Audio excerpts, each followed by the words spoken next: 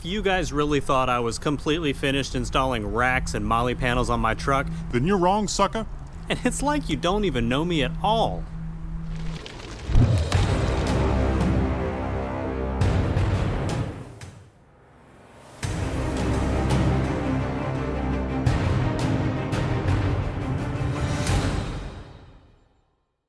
Welcome back to the Tacomaholic channel, everybody. Today I will be installing this sweet Cali raised bed Moly rack that you see right behind me. So if you're interested in those types of things or anything else Tacoma related, make sure you subscribe now.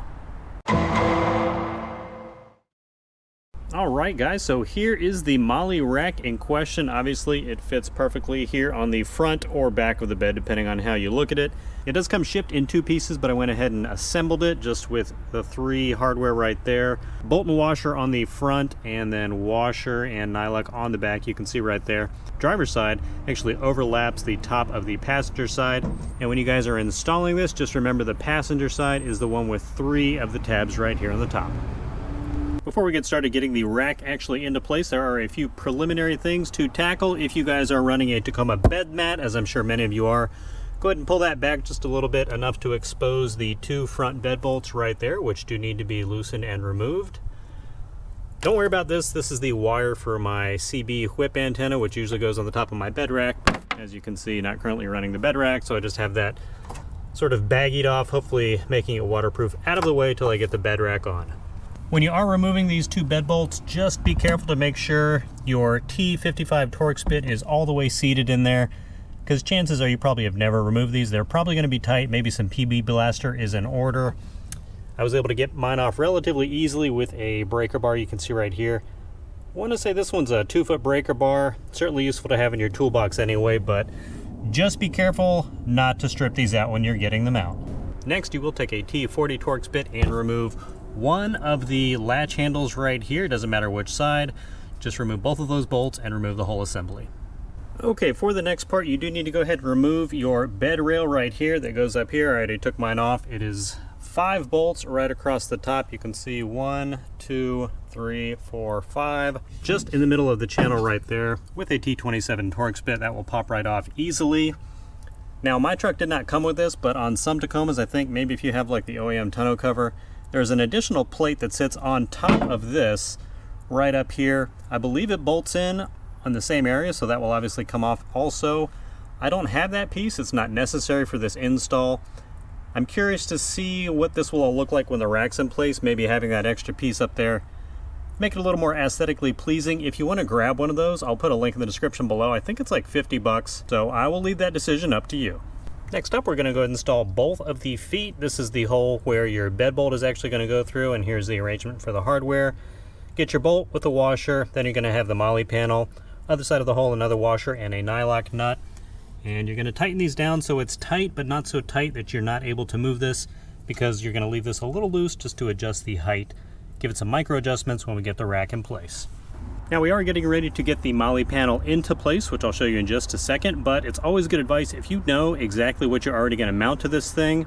It's easier to mount that stuff to the panel when you have access to the back, so you can like run your straps or whatever you want to do, hardware, quick fist clamps, you name it. One thing for certain I know I'm going to mount to this, I will show you at the end of the video, so stay tuned for that, but for now, just going to get this Moly panel into place. And to get the panel into place, whichever side you did not remove the grab hook up there at the top, in this case mine is the driver's side, you're going to go ahead and insert that corner of the Moly panel into the back and just slide the other one flush against the back of the bed. For the next part, we're just going to install 2 of these longer bolts with the spacers on either corner of the top of the rack into the holes where your factory bed rail was. This is just to hold the top of the rack into place so I can go ahead and get the feet mounted.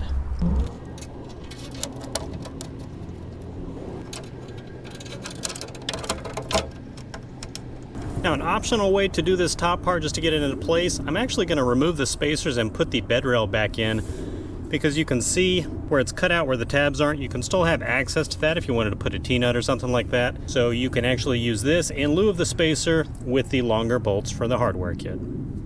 And with the bed rail in place, I went ahead and tightened down the passenger side just to make sure it would fit. And as you can see, it works perfectly, so you can use the bed rail confirmed in lieu of the spacers. Got to loosen this though so I can get the feet settled. And here's the other side, just screwed in there just a little bit just to hold it in place. One quick thing to point out, if you guys are going to use the bed rail like I did and just run the bolt straight through without that spacer, so you can use these like with the T-nuts just to mount extra stuff. Obviously, if you want to put T-nuts in after the fact, you will have to remove each bolt since they're going to block it sliding in the middle. So if you plan ahead, you can sort of get the T-nut space like in the middle so you can get it adjusted wherever you want. So just keep that in mind so you can maybe avoid having to remove that top line of bolts.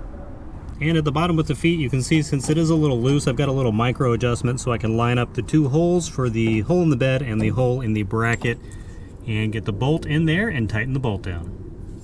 Once both of the bottom brackets are tight on the bed bolts, next part is probably the most challenging part. Get your as I drop it. You're going to get your 14 mil socket, get it on the back of the nylock in there, and then tighten from the front with your ratchet. Just be patient with this, don't try to rush it, you know, scratch the powder coat or anything, but if you get it in there, I found I could get mine on there, just depending on how the nylock is oriented. It's on there right there, so, and it's mostly tightened down anyway, so just a few turns and we should get both of these tightened up. Okay guys, and the last step as far as actually getting the panel secured. Now if you did have that top rack, which I do not have, you would slide that in between, whether you're using the bed rail or the spacers, and attach that with the longer bolts and the washer. I do not have that, so I'm going to start in the middle, get this one tightened down, and then work out from the center, and that'll be it as far as getting the bed rack secured. And of course, don't forget to reinstall whichever bed hook you removed during the installation. And here it is, everything all buttoned up, and actually I was a little worried that my bed mat would not actually fit back here because if you can see it on camera, it looks like there's about 1.5 inches space between the back of the bed wall and the mat. But it ends perfectly here on the rear of the bed, and the tailgate does close all the way, so that is a definite bonus, because if you guys are like me, you love your Tacoma bed mat. Yes. I'm not gonna lie, that is one sexy Moly panel. Now, I specifically went with this one from Cali because there are a few options you can go with if you do a little research, and they're all priced about the same, so the cost wasn't really the deciding factor.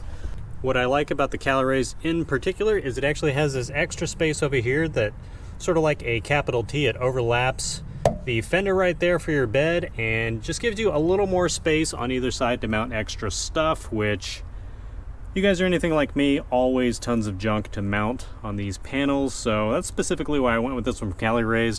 Check them out. I will of course put a link in the description below.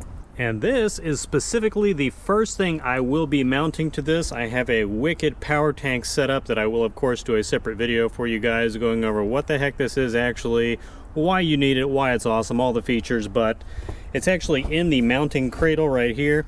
And as you can see, there are tons of mounting holes in the back, which I need to see if they're gonna line up with where I want it on the back of the panel. Not sure if I'm gonna go driver's side or passenger side.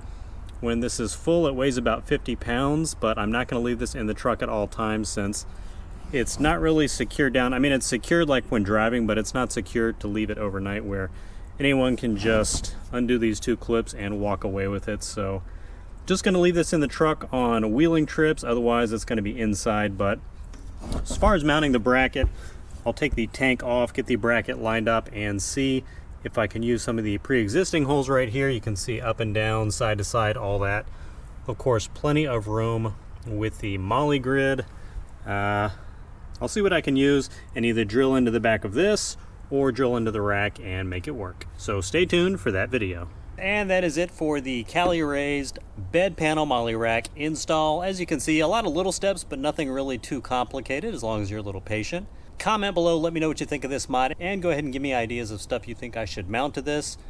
If I wasn't mounting the power tank, there's, as you can see, plenty of room for axes, shovels, high lift jack, you name it. So any creative ideas, I'd love to hear from you guys. And as always, thank you so much for supporting the channel by watching this video. Help the channel grow by sharing it with your friends on social media. Enjoy the rest of your week, and I'll see you in the next video.